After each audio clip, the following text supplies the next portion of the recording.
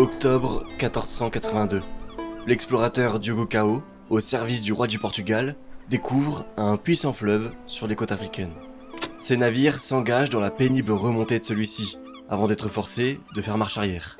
L'équipage en profite toutefois pour établir un premier contact avec les populations locales, un peuple nommé Congo qui est regroupé dans un état homonyme, le royaume du Congo. Les contacts restent superficiels.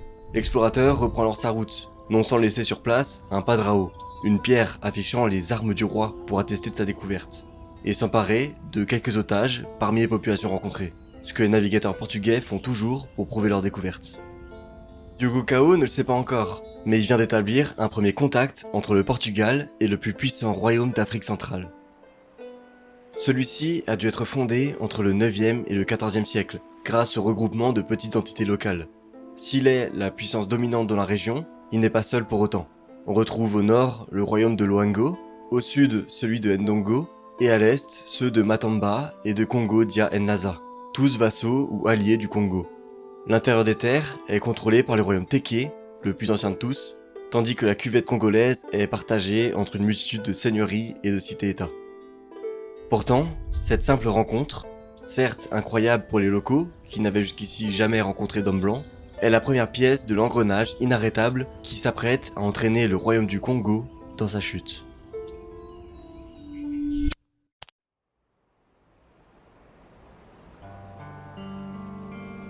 Lors de sa première visite, Diogo Cao met les pieds dans un royaume qui a tous les attributs d'un état, dont sa propre monnaie. Il n'y a qu'une ombre au tableau, l'absence de l'écriture. Ça rend l'histoire du royaume du Congo très floue avant l'arrivée des Européens. Des traditions orales racontent la conquête du territoire par les Congos, mais elles ne sont pas toutes d'accord entre elles. On va donc éviter de s'attarder là-dessus ici. Par contre, il y a une chose qu'on sait, c'est que le royaume n'est pas seulement né par la conquête. Plusieurs entités poétiques se sont accordées pour le fonder. Ça donne au royaume du Congo un mode de fonctionnement qui ne ressemble pas aux entités européennes ou même arabes de l'époque. Il se rapproche beaucoup plus d'une fédération que d'un royaume centralisé, dirigé par un roi unique. Pour vous faire une idée, je pense que le modèle le plus proche qu'on ait, c'est peut-être la Triple Alliance qui a fondé le royaume aztèque, à la différence que celle-ci était très dominée par Tenochtitlan, alors qu'on a plus de mal, au début en tout cas, à trouver un chef hégémonique au Congo. En Europe, le système le plus similaire est peut-être celui de la Confédération suisse médiévale. Pour faire simple, le centre du royaume se compose de plusieurs provinces, sur lesquelles le roi exerce plus ou moins directement son autorité. Mais plusieurs de ces provinces se sont ralliées par elles-mêmes au système du royaume, en échange d'une place importante à la tête de celui-ci. Ainsi, le gouverneur de la province de Mbata est plus un allié qu'un vassal du roi du Congo. Il siège à ses côtés presque comme un égal, et il semble qu'il ait toujours son mot à dire sur qui monte sur le trône du royaume. De même, plus à l'est, on trouve les 7 royaumes du Congo Dia Nlaza, qui, tous dirigés par un empereur unique, sont alliés au royaume du Congo. À ces provinces et ses alliés s'ajoutent des royaumes vassaux, comme on l'a vu avant, et des seigneuries plus éloignées qui versent un tribut au roi du Congo. Bref, le royaume est parfaitement dominant dans sa région, mais il faut, au départ au moins, plutôt imaginer une soumission volontaire de la part des seigneurs locaux, voire un échange de bons procédés entre alliés, une confédération quoi, plutôt que le modèle européen d'un royaume centralisé dominé par un roi unique. Et c'est comme ça que s'est agrandi le royaume pendant 2 siècles, entre les années 1250 et l'arrivée des premiers navigateurs portugais, par l'agrégation de seigneuries locales en une grande confédération. Ça n'exclut bien sûr pas de conflits militaires, il y a eu des conquêtes dans cette histoire, mais ça n'a pas été systématique. Bon, on a donc là un royaume centenaire, visiblement solide, qui s'étend et qui domine sa région. Il a ses propres coutumes bien installées, ses propres institutions et ses propres croyances. Mais alors, pourquoi est-ce qu'en une seule expédition portugaise, des inconnus jamais vus dans la région, le roi du Congo s'est-il converti au catholicisme ?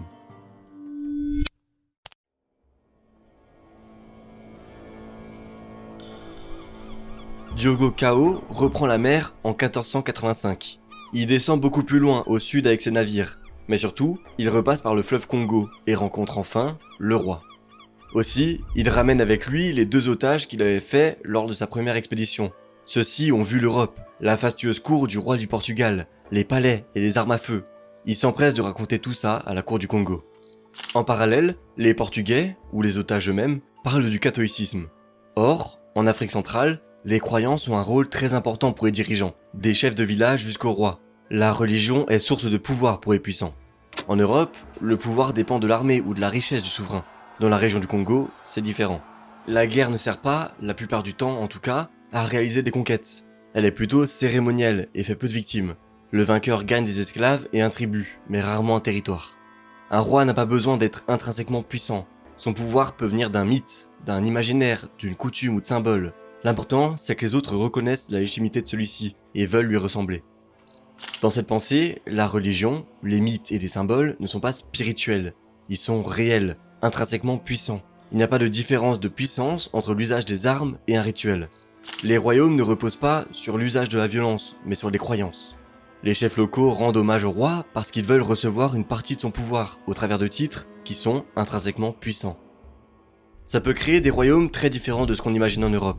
Le roi ne règne pas grâce à des fonctionnaires, mais via toute une constellation de chefferies et de sociétés qui reconnaissent son pouvoir symbolique et qui n'ont pas nécessairement de lien les unes avec les autres. Elles peuvent parfaitement se faire la guerre tout en rendant hommage au même souverain. Le fonctionnement est alors très décentralisé et le roi n'est que le premier parmi ses pairs, le parent d'une multitude de principautés rivales. C'est en tout cas le fonctionnement traditionnel des royaumes d'Afrique centrale, comme le royaume Téké, le royaume de Luango ou le royaume du Congo. Voilà qui explique sa conversion aussi rapide à une croyance venue d'un monde qui lui est pratiquement inconnu. Demander le baptême, c'est gagner symboliquement la puissance qui est liée. Les Portugais sont catholiques, ils ont d'immenses navires, des armes à feu, alors le roi doit devenir catholique. Il doit accaparer cette croyance et ces mythes qui lui offrent sans aucun doute une puissance supérieure à tous ceux qui voudraient le rivaliser. En 1491, une expédition portugaise arrive au royaume du Congo pour répondre à la demande du souverain. Celui-ci est alors baptisé, ainsi que l'un de ses plus puissants vassaux, le gouverneur de Sonio. Seul détenteur de cette nouvelle source de pouvoir, il cherche à la renforcer. Mais très vite, les autres aristocrates insistent pour eux aussi recevoir ce pouvoir, cette puissance symbolique qu'est le catholicisme. Et en peu de temps, le royaume du Congo devient un royaume catholique. Les prêtres européens sur place deviennent des nganga, des guérisseurs, et en exécutent toutes les prérogatives. Le baptême, l'offrande d'amulettes de protection ou de chance, les cérémonies d'appel aux esprits de la terre en cas de sécheresse, et même le sacre du roi. En fait, on assiste à un syncrétisme entre le catholicisme et les croyances locales. Les Congos ignorent d'ailleurs certains concepts pourtant essentiels au christianisme européen. Le péché originel, l'immaculée conception, ou l'idée d'un dieu qui aurait tout créé à partir de rien. Bref, le Congo devient catholique, certes, mais aussi et surtout, il rentre véritablement en contact avec le Portugal. Les deux royaumes s'unissent dans une alliance politique, commerciale et militaire. Cette alliance s'apprête à avoir des répercussions immenses sur le Congo, sa société et ses populations.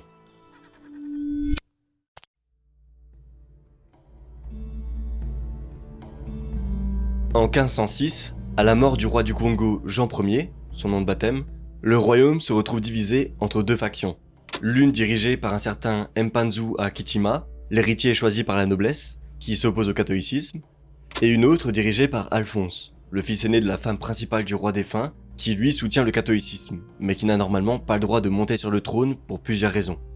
Ce dernier a donc une très bonne raison de s'attacher à cette nouvelle foi, puisque d'après les règles de succession européennes et chrétiennes, les seuls reconnus par les missionnaires portugais, c'est à lui, le fils aîné, de succéder à son père. L'affrontement entre les deux prétendants se déroule non loin de la capitale. Alphonse aurait eu à ses côtés une quarantaine de chefs locaux tout au plus et leurs hommes, ce qui fait vraiment peu de monde. Il remporte la bataille grâce aux Portugais qui utilisaient probablement des armes à feu. S'ensuit l'exécution de son demi-frère et son intronisation officielle. Alphonse se retrouve dans une position dangereuse. Ses ennemis sont à la tête de la plupart de ses provinces, mais il parvient à en garder la soumission grâce à son alliance et au commerce avec les Portugais. Contrairement à son père, Alphonse est capable d'exporter une ressource qui intéresse les Européens, du cuivre de bonne qualité. Ce commerce lui permet de s'approvisionner en marchandises portugaises, et celle-ci de contraindre ses vassaux à l'obéissance. Le Portugal cherche également à acheter des esclaves pour les plantations de sucre de Sao Tomé, et pour remplacer la main-d'œuvre insuffisante de la métropole. L'esclavage est une chose commune dans la société du Congo. On peut devenir esclave lorsqu'on perd une bataille, lorsqu'on se fait capturer par un autre clan, lorsqu'on commet un crime, etc. Mais cet esclavage n'a rien à voir avec celui qui a plus tard cours dans les colonies européennes.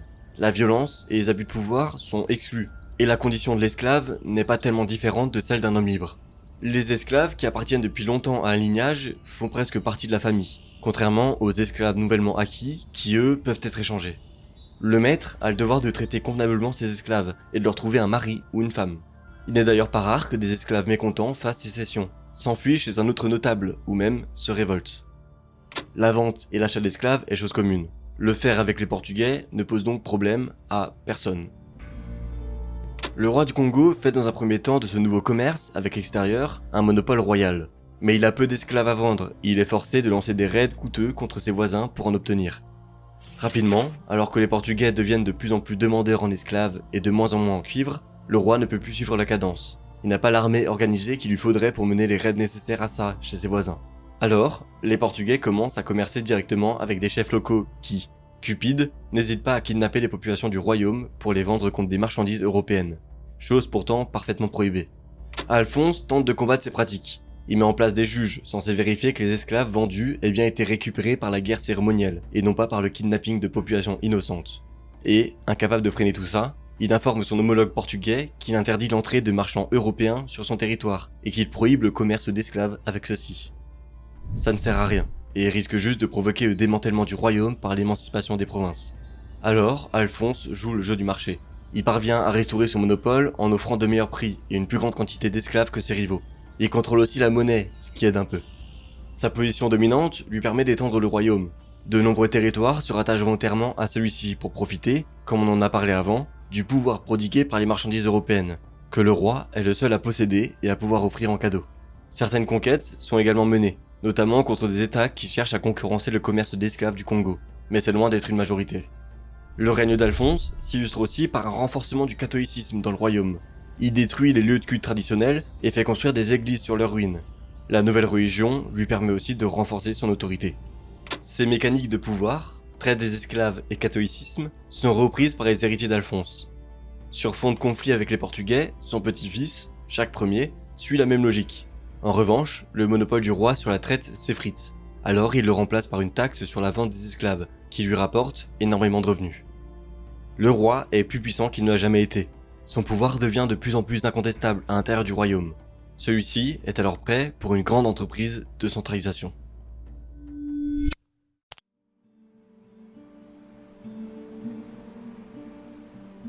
En 1568, le royaume, alors qu'un nouveau souverain, Alvar Ier, vient d'arriver à sa tête, subit une grande invasion par ceux que les chroniqueurs portugais appellent les Jaga, un terme qui regroupe plusieurs ethnies différentes.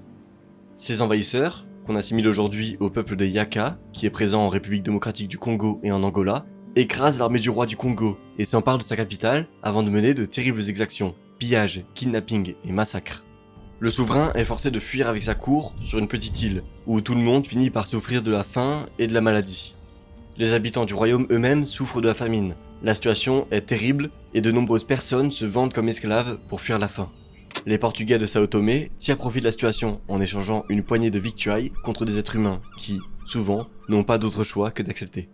C'est dans ce contexte que le roi du Congo est forcé de lancer un appel à l'aide au roi du Portugal, qui y répond par l'envoi d'un contingent de 600 hommes.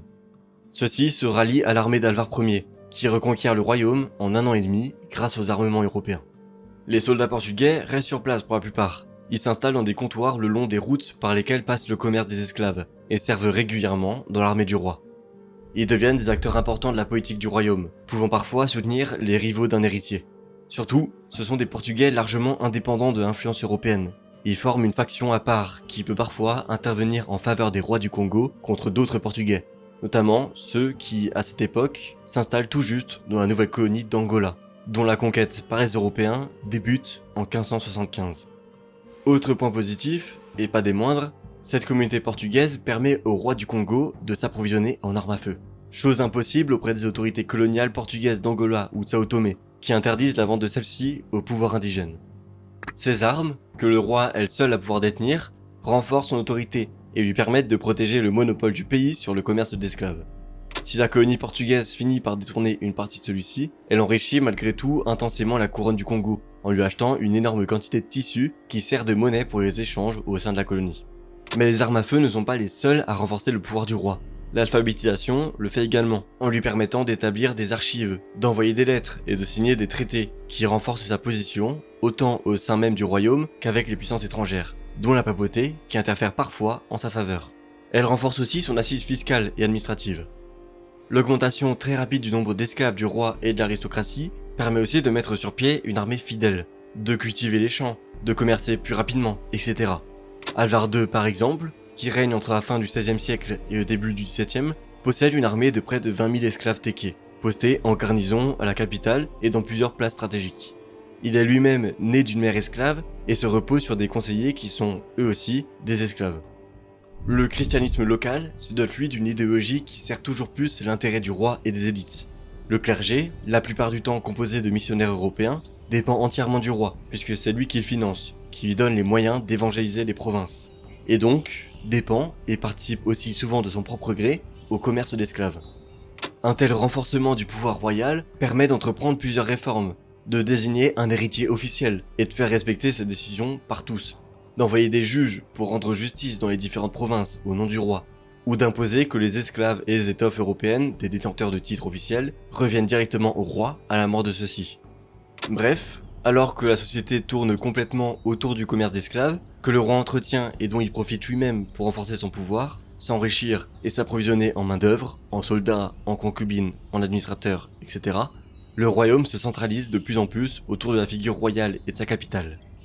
L'arrivée des Portugais a transformé une économie de subsistance en une économie marchande animée par une concurrence brutale et la recherche du profit par tous les moyens. Si cette transformation s'avère rentable pour le roi dans un premier temps, la situation se renverse peu à peu tandis que de nouveaux acteurs apparaissent et que les Portugais trahissent toujours plus leur alliance.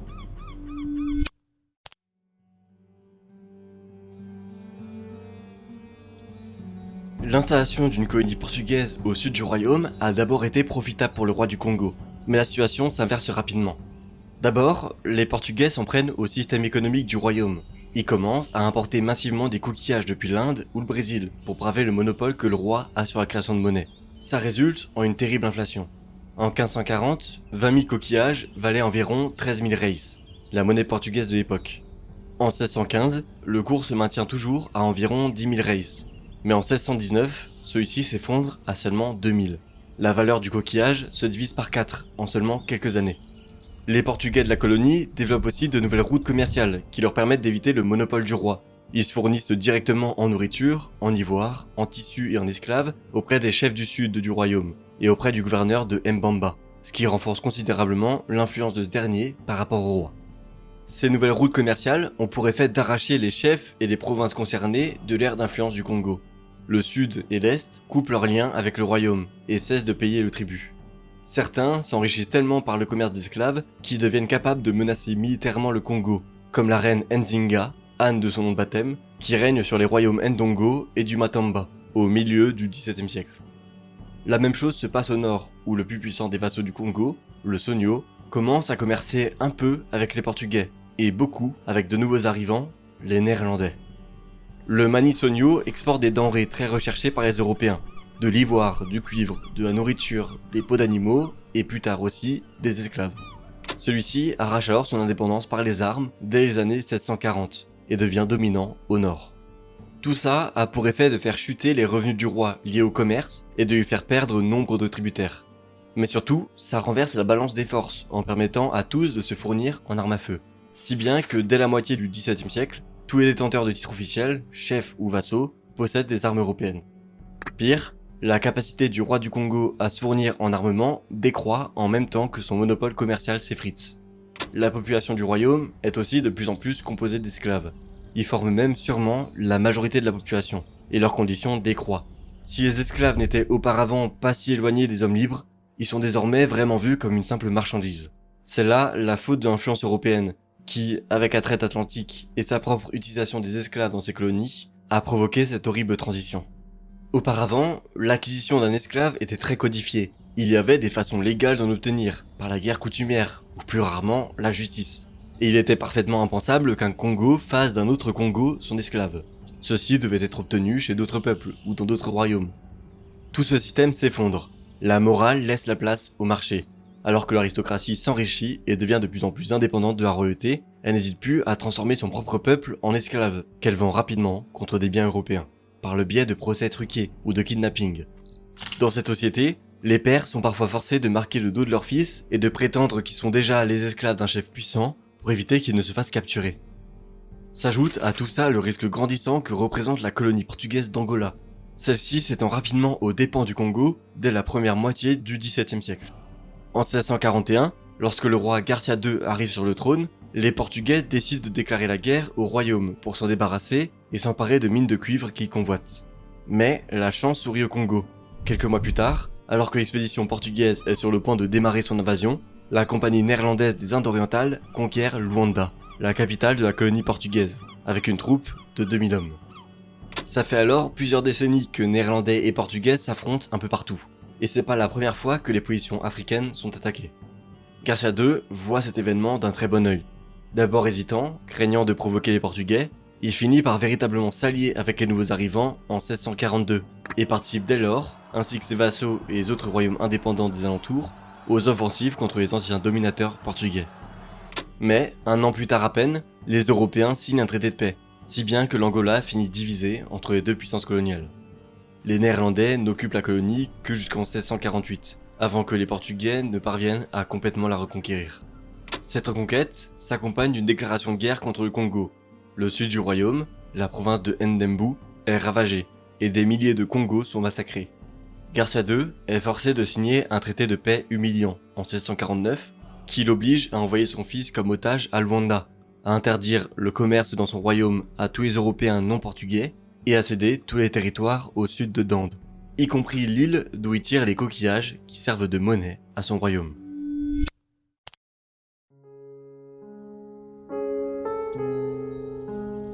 La restauration des Portugais en Angola a un effet presque immédiat pour le Congo. Il cesse de jouer un rôle dans le commerce triangulaire. C'était jusqu'ici lui qui fournissait les tissus qui servaient de monnaie dans la colonie portugaise. Désormais, celle-ci se fournit plus au nord, auprès du royaume de Luango.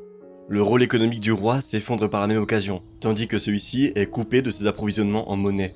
Les coquillages venaient d'une île désormais occupée par les Portugais, tandis que celle, qui pouvait aussi jouer ce rôle, venait du Sonio, qui a lui aussi pris son indépendance. Seuls restent les tissus, mais ceux-ci ne permettent plus au roi de contrôler sa monnaie. Il dépend désormais de ses provinces. Mais la situation n'est pas beaucoup mieux dans la colonie portugaise. L'Angola a été ravagée par la guerre, beaucoup de Portugais ont été massacrés, les plantations ont été détruites, les marchands ruinés, et une bonne partie des esclaves qui faisaient tourner celles-ci se sont enfuis. Ainsi, le commerce ne peut pas reprendre son faste d'avant-guerre, et on a de plus en plus de mal à s'approvisionner en esclaves. Reste alors une solution, s'en prendre au Congo. Cette dernière apparaît d'autant plus comme une évidence que la présence militaire au sein de la colonie a été fortement renforcée par la métropole pour contrer une probable nouvelle invasion néerlandaise, espagnole ou anglaise. Alors, on commence à mener des raids au Congo, si bien que dans les années 1650, la plupart des esclaves vendus par la colonie viennent de raids menés au sud du royaume. Mais l'Angola ne peut pas déclarer de véritable guerre de conquête à ce moment, pour plusieurs raisons. Les forces portugaises sont trop faibles pour attaquer, elles succomberaient rapidement à la faim, aux maladies et à la guérilla, tandis que les menaces répétées d'invasion hollandaise et castillane contraignent les gouverneurs à cantonner les troupes à Luanda. Et puis, de toute façon, Lisbonne ne veut pas de guerre avec le Congo. Le roi du Portugal Jean IV interdit celle-ci, et adoucit même largement en 1652 l'humiliant traité de 1649, après que Garcia II s'en soit plaint auprès des ambassadeurs portugais. La communication entre les deux rois est toujours compliquée, parce que les colons portugais interdisent généralement aux ambassadeurs Congo, qui sont d'ailleurs souvent des missionnaires européens, de se rendre en Europe, et ils font de même pour les lettres envoyées par Garcia II. Toutefois, quand par chance l'une d'entre elles parvient à passer au travers des mailles du filet, le roi du Portugal se montre plutôt amical et répond favorablement aux demandes de son homologue africain. C'est en tout cas le cas jusqu'à la mort de Jean IV. La reine régente qui prend les commandes de Lisbonne n'est pas aussi amicale et elle permet au gouverneur de Luanda de faire la guerre au Congo s'il le souhaite. En 1656, ce dernier profite alors d'une guerre civile dans le royaume pour lancer une offensive en soutenant un prétendant au trône qui s'oppose à Garcia II. Les forces portugaises ne sont pas suffisantes et le roi du Congo parvient à venir à bout de ses ennemis intérieurs. Il meurt toutefois 3 ans plus tard, en 1660. Il ne faut alors que 4 ans pour que le conflit repointe le bout de son nez. Cette fois, les Portugais de Luanda cherchent à faire valoir leurs droits, qui n'ont légalement pas, sur les importantes mines de cuivre qui se trouvent dans la province de Wandu. S'ensuit une longue dispute entre le nouveau roi du Congo, Antoine Ier, et les colons portugais. Bien qu'ils soient incapables de véritablement légitimer leurs droits sur les mines, ces derniers finissent par s'en emparer en 1665, ce qui pousse, finalement, Antoine Ier à lever son armée et faire appel à ses vassaux. La campagne est si importante que même le comte de Sonio se joint à celle-ci, aux côtés du roi. D'après les chroniqueurs portugais, c'est une armée de 100 000 Congos qui prend la route du sud, comprenant entre autres 190 mousquetaires mulâtres et 29 portugais. Vous vous en doutez, le chiffre est à grandement relativisé. Quoi qu'il en soit, le roi engage toutes ses forces dans celle-ci. Il emmène avec lui tout son trésor, ses archives et ses insignes royales. Les Portugais peuvent eux compter sur les nombreuses alliances qu'ils ont forgées avec les royautés locales, si bien qu'ils ne souffrent pas d'une très grande infériorité numérique. Et puis, ils ont beaucoup plus d'armes à feu que leurs adversaires, et peuvent, notamment, compter sur de l'artillerie.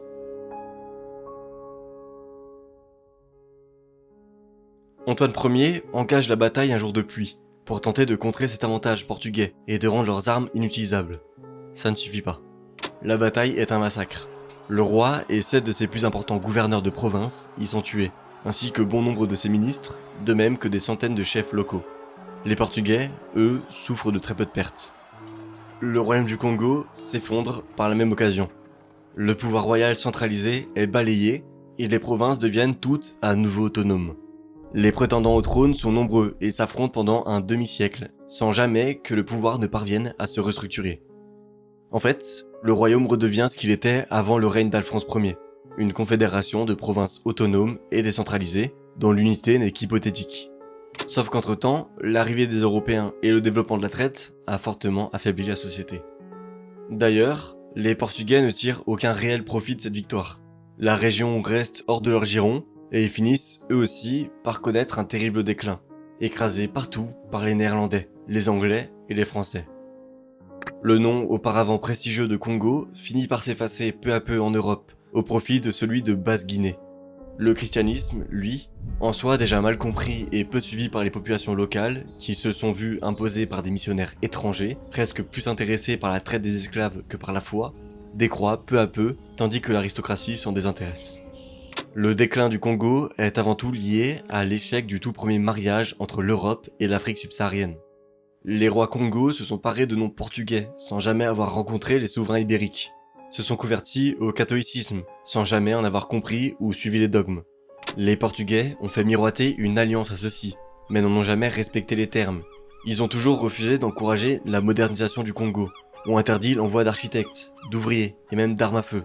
Ils se sont toujours impliqués dans la politique locale pour y avancer leurs propres intérêts mercantiles, avec, au premier plan, l'immonde traite d'êtres humains. Les uns ont profité de cette alliance hypocrite pour renforcer leur pouvoir, leur prestige et leur influence. Les autres pour s'enrichir immensément. Mais tous aux dépens des populations locales qui n'ont jamais rien gagné dans cette histoire, qui n'a profité qu'à une poignée d'aristocrates autochtones et de bourgeois, nobles et clercs européens. Merci comme toujours aux membres de la chaîne et on se retrouve bientôt pour un nouvel épisode d'histoire.